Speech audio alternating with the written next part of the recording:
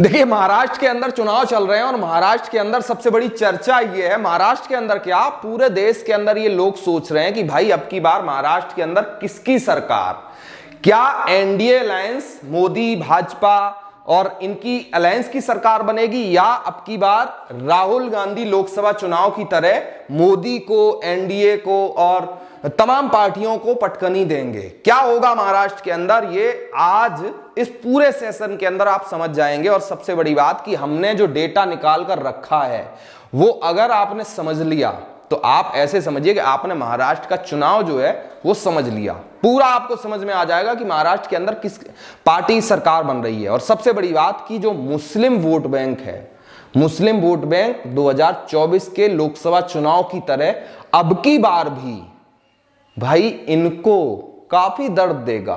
तो चलिए इस पूरे सेशन को शुरू करते हैं। तो यहां पर आप देख रहे हैं ये अजीत पवार हैं जो अपने ही चाचा उद्धव ठाकरे, वो माफ करिए शरद पवार को एक धोखा देकर भाजपा के साथ आए हैं। दूसरा आप यहां पर महाराष्ट्र के चीफ मिनिस्टर एकनाथ शिंदे को देख रहे हैं जो अपने जो पार्टी के ओनर थे उद्धव ठाकरे उनको धोखा देकर भाजपा के साथ आए हैं। तीसरे आप देवेंद्र फडणवीस को देख रहे हैं जो मतलब पहले चीफ मिनिस्टर रह चुके हैं और उसके बाद डेप्टी चीफ मिनिस्टर हैं। ये मतलब अपने आप में कमाल की बात है। और इधर आप राहुल गांधी को देख रहे हैं जो हरियाणा के अंदर और देश के अंदर जलेबी की फैक्ट्री खोल रहे थे।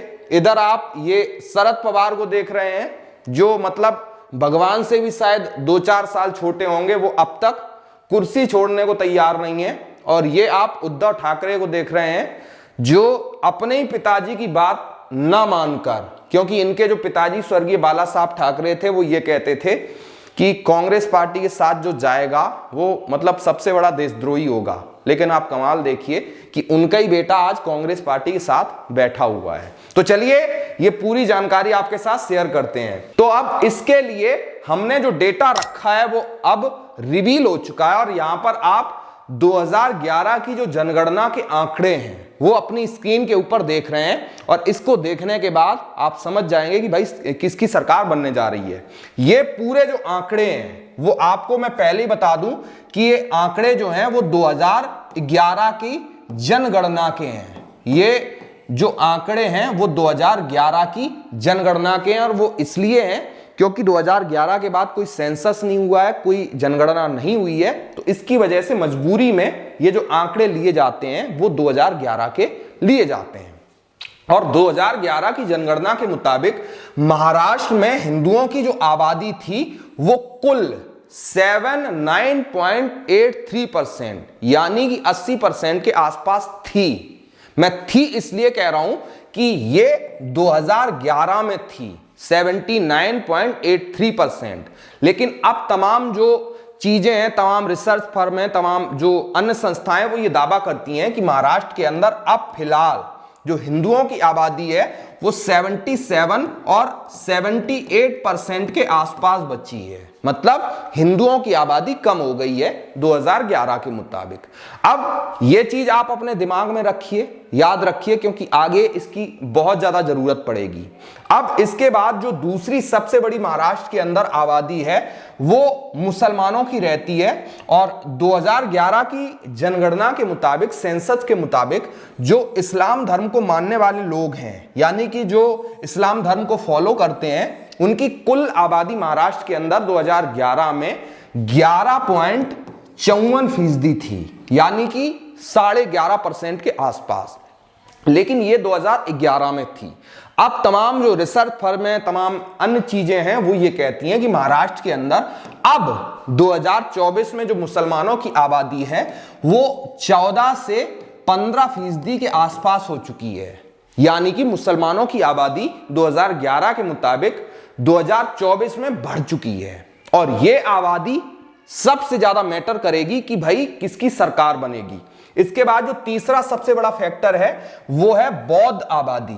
जो लोग बौद्ध धर्म को फॉलो करते हैं उनकी आबादी महाराष्ट्र के अंदर 2011 में 6% के आसपास, यानी कि 5.81% थी। और ये 2024 में भी जस की तस है, लगभग 6% के आसपास आज भी है।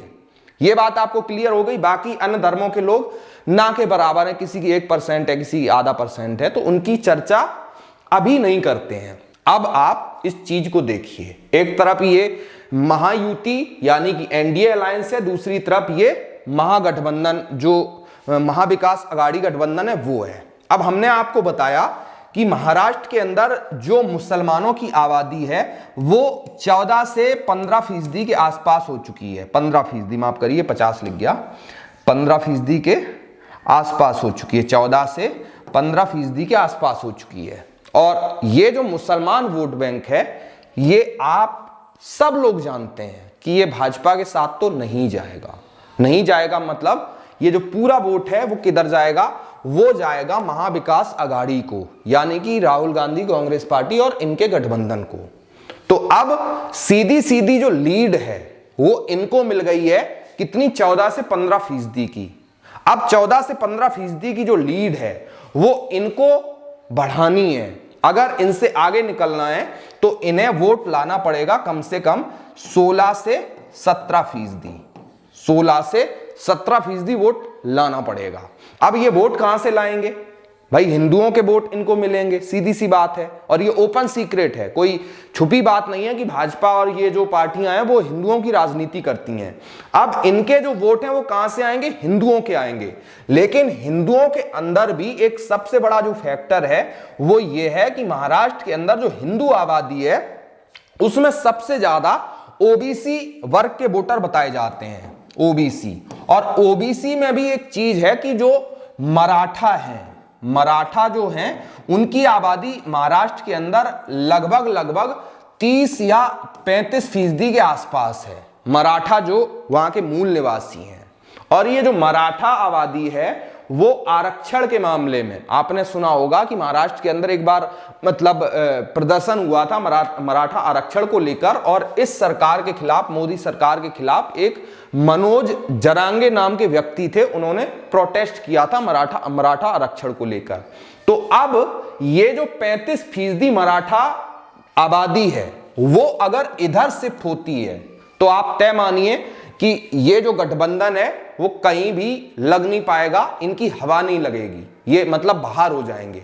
लेकिन अगर ये 35% वोट इधर शिफ्ट हो गया, मराठा आरक्षण के नाम पर अगर ये वोट इधर आ गया, तो फिर ये जो महाविकास अघाड़ी के मुकाबले जो एनडीए गठबंधन है उसकी हवा नहीं लगेगी। चाहे मोदी जी कुछ कर लें, चाहे योगी जी कुछ कर लें, अगर ये मराठा वोट इधर आ गया, क्योंकि 35% वोट ये मराठा हो गया, इसके अलावा 15% वोट जो मुसलमान है, तो 5, 5, 10 और ये पूरा 50% वोट हो गया। और 50% वोट कोई भी पार्टी ले जाएगी तो आप आसानी से समझिए कि सरकार बन जाएगी। ठीक है, अब पूरा जो मामला टिका हुआ है वो 35% जो मराठा वोट है उसके ऊपर टिका हुआ है। इसके साथ साथ जो बौद्ध धर्म को मानने वाले हैं, यानी कि जो हमारे खासकर दलित समाज के लोग बौद्ध धर्म के अनुयायी हैं, वो यहां पर आपने देखा होगा कि 2024 में ये राहुल गांधी ने नारा दिया था कि संविधान बचाओ। तो संविधान के नाम पर और मतलब आरक्षण के नाम पर जो बौद्ध वोट था, जो एससी वोट था, वो 2024 के लोकसभा चुनाव में यहां पर राहुल गांधी की तरफ शिफ्ट हुआ था, जो पहले इससे पहले भाजपा के साथ था, लेकिन 2024 में राहुल गांधी के साथ आया। अगर वो वोट भी राहुल गांधी की तरफ जाता है तो फिर आप मानिए कि राहुल गांधी और कांग्रेस बहुत ज्यादा आगे है। लेकिन 2024 में जो वोट इधर गया था, एससी वोट, वो अगर इधर आ जाता है यानी कि मोदी और एनडीए की तरफ, तो फिर इनके चांस बहुत ज्यादा हो जाएंगे और इनकी सरकार बन जाएगी। ये पूरा एनालिसिस है कि महाराष्ट्र के अंदर किसकी सरकार बनेगी। सबसे ज्यादा इंपॉर्टेंट फैक्टर यह है कि मुस्लिम वोट एक मुश्त होकर इधर शिफ्ट हो रहा है, इधर। अब देखना यह है कि महाराष्ट्र के अंदर जो हिंदू बटेंगे तो कटेंगे, योगी जी ने नारा दिया है ना, और उसके ऊपर भाजपा अगर काम करती है कि हिंदुओं को एकजुट करती है, हिंदू वोट बैंक को एक साथ लाती है, तो फिर भाई इनकी राहें जो है वो आसान हो सकती हैं, वरना फिर इनकी राहें आसान हो जाएंगी। ये पूरा आपको सेशन कैसा लगा कमेंट बॉक्स में जरूर बताइए। इसके अलावा अगर ये वीडियो आप फेसबुक के ऊपर देख रहे हैं तो हमें फॉलो करें, यूट्यूब के ऊपर देख रहे हैं तो सब्सक्राइब करें, और इसके अलावा जय हिंद, वंदे मातरम।